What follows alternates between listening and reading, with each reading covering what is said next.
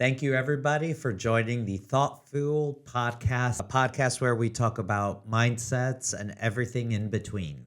So, today is a very special episode. We have a special guest with us, Elaine Montilla, who I will be handing the floor to shortly so she can introduce herself. But before we bring in Elaine, I wanted to spend a couple of minutes just talking about, the overwhelming support you've given me in the last two episodes. We've gotten so much interesting feedback and outreach and support. Thank you. This really helps a lot.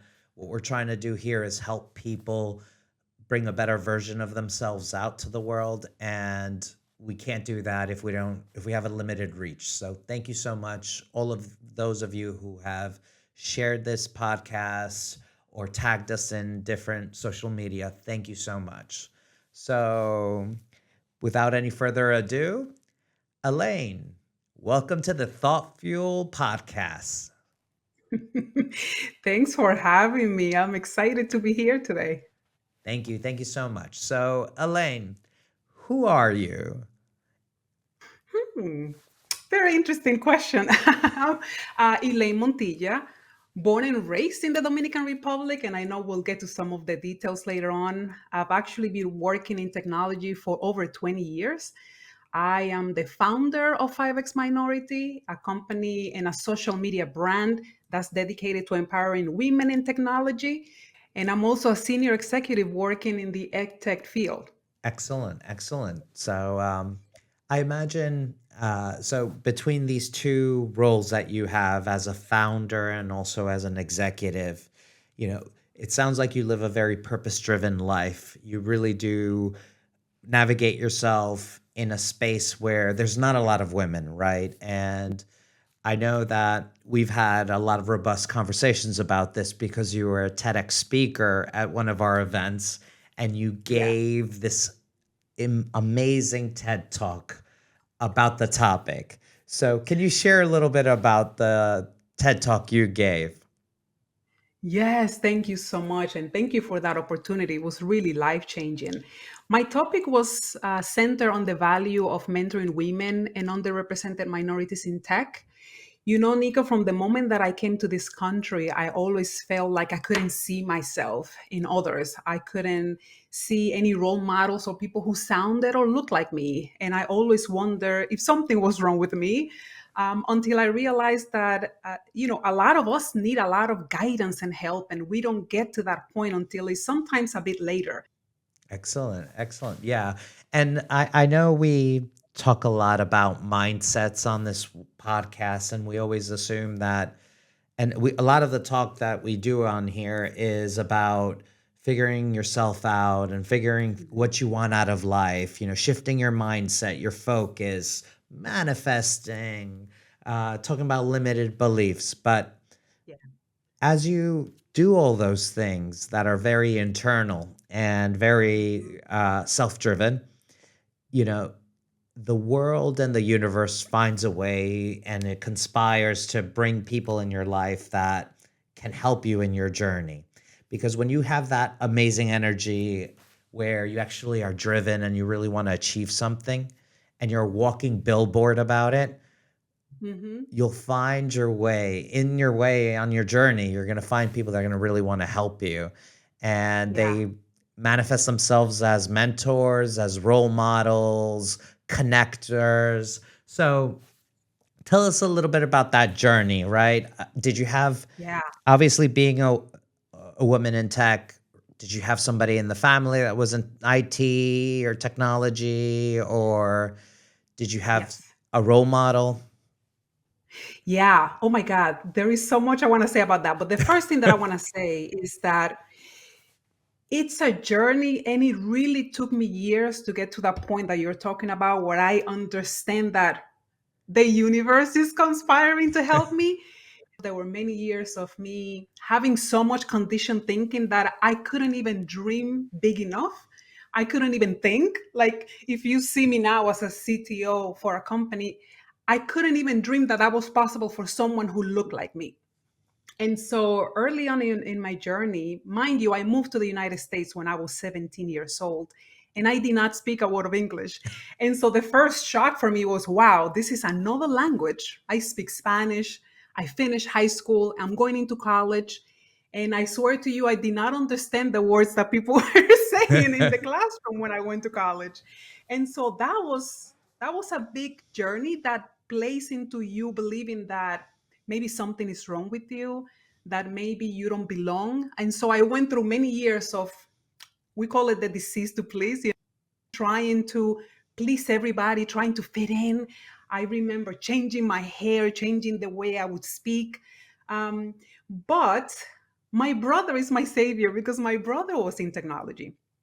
And I remember watching my brother, he would bring a computer and open it, and I would just watch him change parts and take memory sticks out. And I would ask him questions. And that's actually what started my love for technology. I was very curious, and he was a gamer too. So I remember being around him and saying, oh, this is fun. It looks like fun. Why can't I do it? At that point, I didn't think, oh, you're going to be the only girl in the classroom taking programming courses, or you're going to be the only woman in the room when there is a meeting. I didn't know any of that, which was an advantage because I was fearless into thinking, oh, I can do this. I have a lot of girls that I mentor now, and they're like, Elaine, I don't think I can do this because they have access to more information than I did when I was growing up.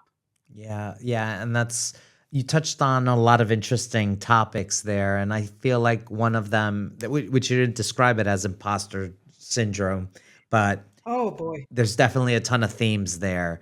Tell us a little bit about that. Obviously, when you're the only person in the room that looks the way you look, or you're the only female, or you're the only person there with an accent, it always makes you think that, oh, do I belong here? How do I navigate Yeah. around this? Is what I'm saying making sense to these people?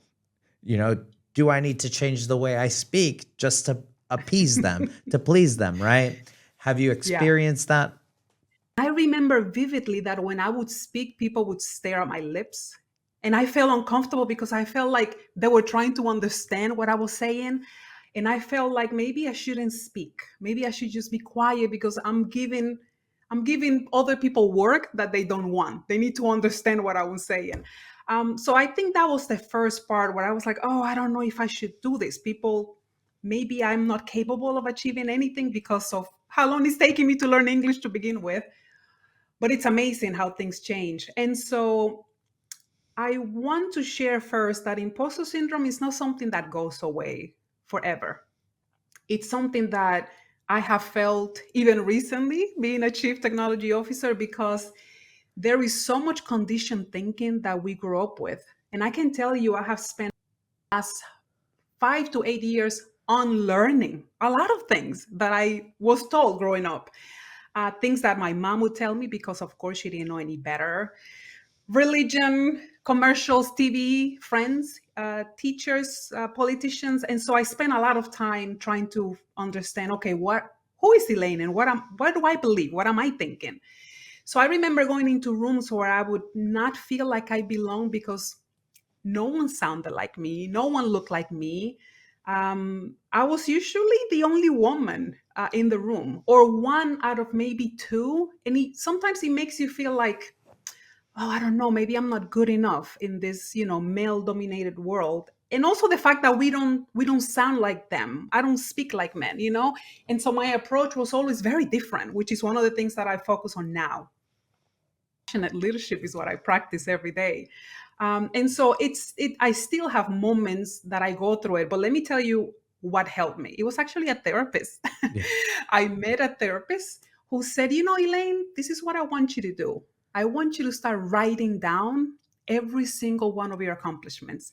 Find a notepad. I don't care where you do it. Start writing down the things that you're accomplishing. And if I find that document today, Nicos, it goes back to like 10 years. I can tell you 2001, what did I do that year? Because I write it down all the time.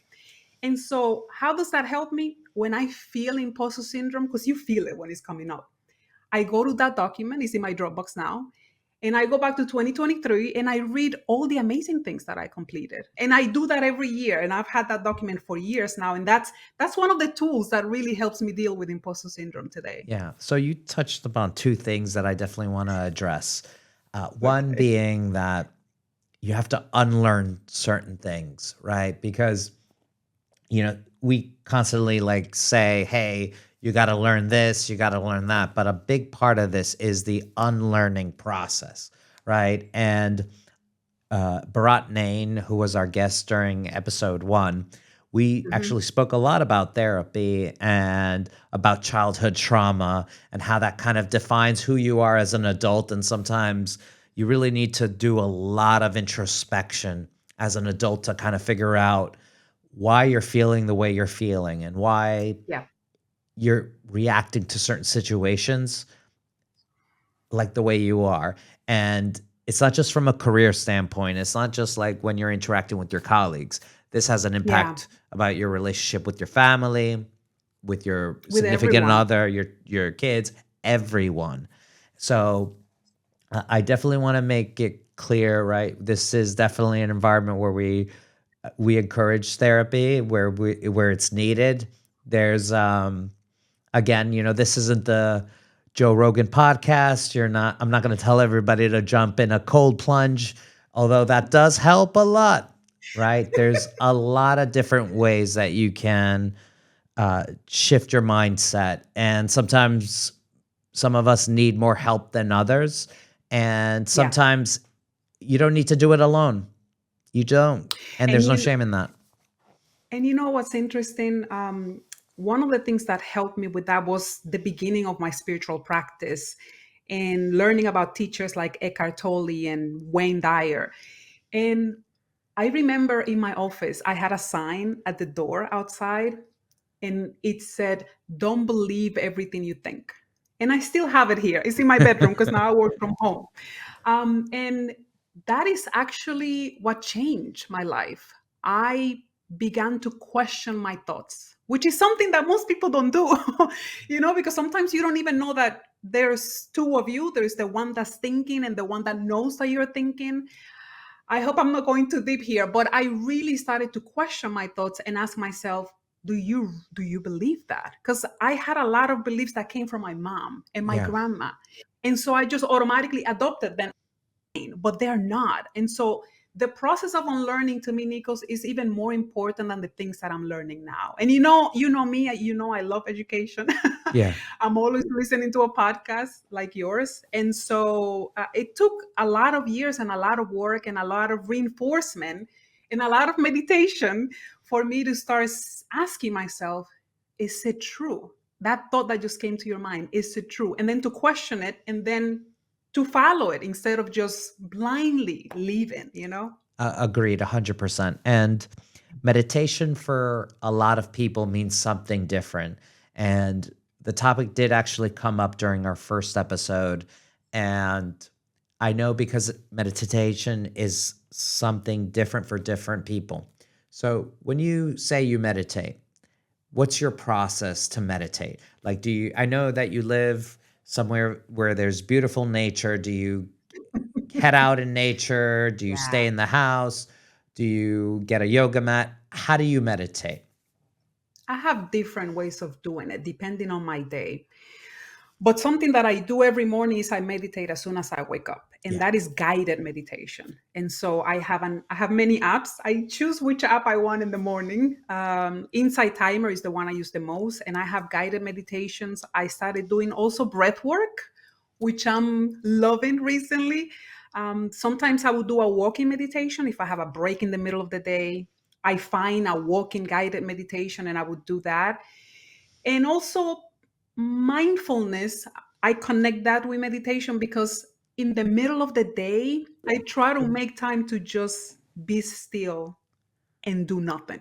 Yeah, absolutely. And I guess, you've obviously been very successful in your career. I mean, every time I log into LinkedIn, you're being awarded a different award for either mentorship or being a great role model. But and again, I really do. know that you've been a great role model and a mentor for people, but Mm, what have role models and mentors played in your career? mm.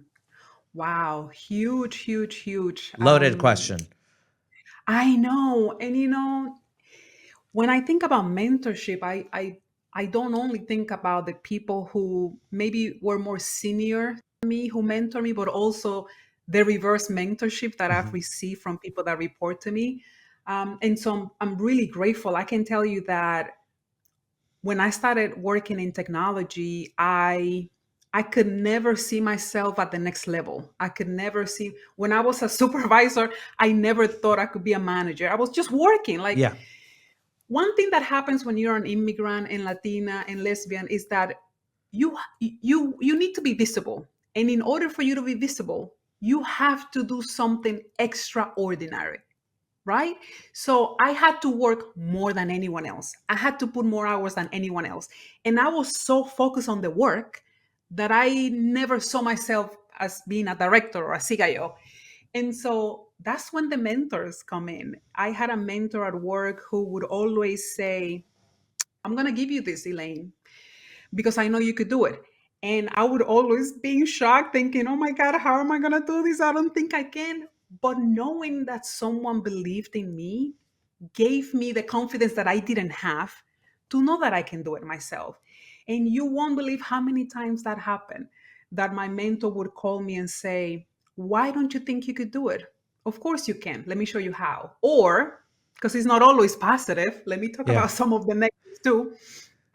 I had moments when I could, for example, I had an email from a faculty member who was very angry and I responded right away.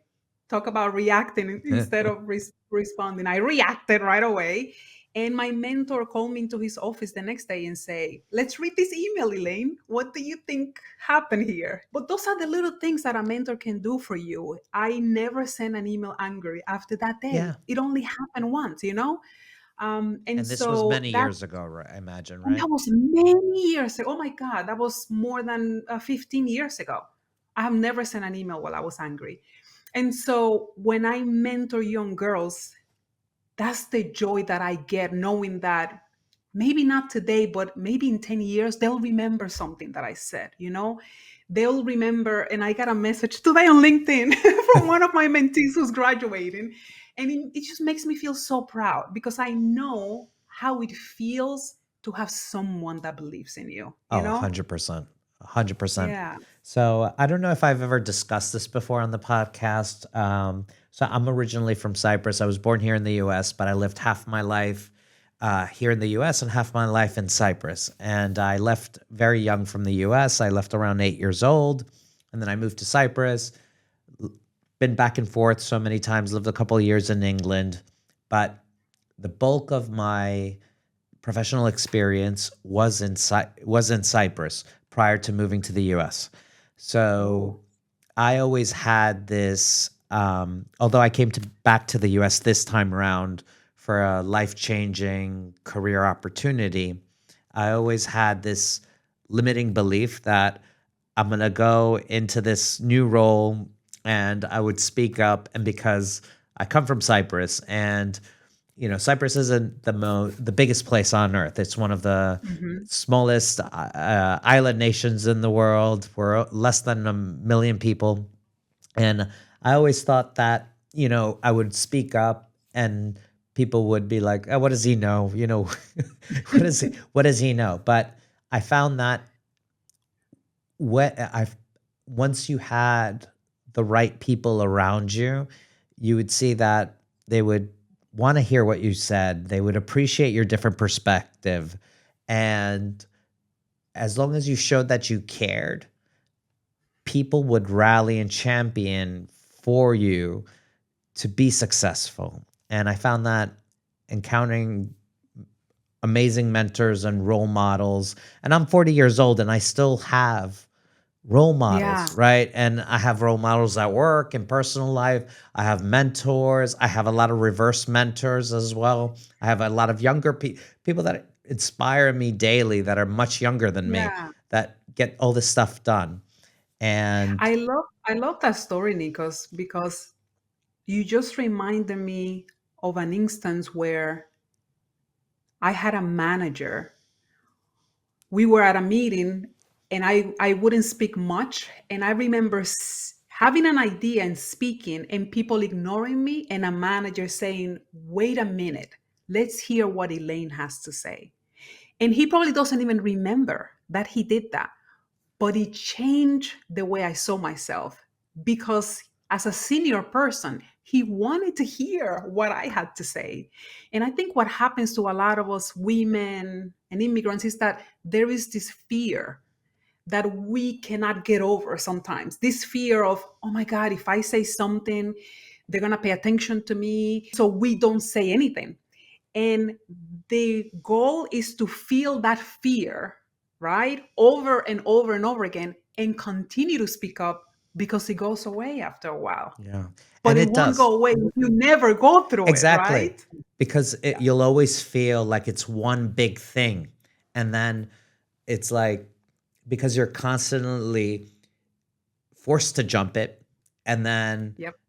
you jump it, and then you're like, I don't want to do that again. That was scary.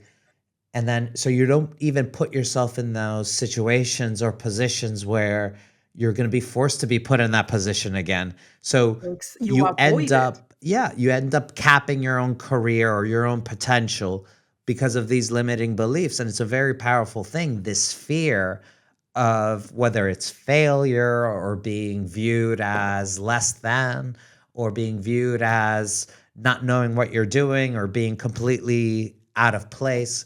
This is so huge. And I wrote an article about it. By the way, if you go to 5xminority.com, you can read all of my Oh, articles. So I wrote excellent. an All right. article about this on the, for women and for Latinas, especially, it is really difficult for us to advocate for ourselves. And one of the reasons is that growing up, we are always told, and I'm going to say this in Spanish, calladita te ves más bonita. Your mom told you, your grandma told you, calladita te ves más bonita. If you're quiet and you sit down, you're pretty. And we are always told that, you need to look pretty as a girl. We want you to be pretty. And one of the things that I learned is that were not moving up into the C-suite because we didn't want to come across as showing off. And so we never advocated for ourselves. And I can tell you the first time I started doing this, Nikos, I was so uncomfortable. My whole body would feel it because I didn't know the difference between advocating for myself and coming across as a show off, right? And so I wrote an article because it was such a huge lesson for me to know that if people don't know how amazing you are, It goes back to what we were saying earlier, right? These limiting beliefs that we are taught in childhood, they do yeah, impact us. And you may not be in the environment where you actually learn these behaviors and learn these attitudes, but you carry it with you throughout your whole life. And yeah. a And it's lot the of same thing that unlearning I you learned. need. It's the same thing I learned with you, Nikos, going through the TEDx talk, and the same thing that I learned about public speaking. That when you shift your mindset, there is nothing you cannot do. Right? Going on stage thinking people are looking at me. How do I look? Am I gonna be okay? I started to think about the value that I'm bringing. Right? Who am I helping? Who's sitting in the audience that's gonna benefit from the words that I'm sharing, from my story? And so everything that it took for me to understand that public speaking was really not something that was going to kill me is to understand that I am actually of service. This is a service, right? And who someone here is going to benefit from the talk, the fireside chat. That's why I love doing those because I Yeah, know that I'm helping someone in the process. And so you just have to change the way you see things sometimes. 100%. And we need to talk about public speaking because that is one thing that a lot of people struggle with. And it's one Yeah. of those things where, people are more scared of it. I don't know how you could be more scared of public speaking than sharks. But Yes. apparently it's like one of the top three biggest fears. And I can't understand. I can understand it a little bit. Um, you always want to be viewed as highly competent, and that sometimes means that you always need to be highly articulate. Mm-hmm. And we correlate the two.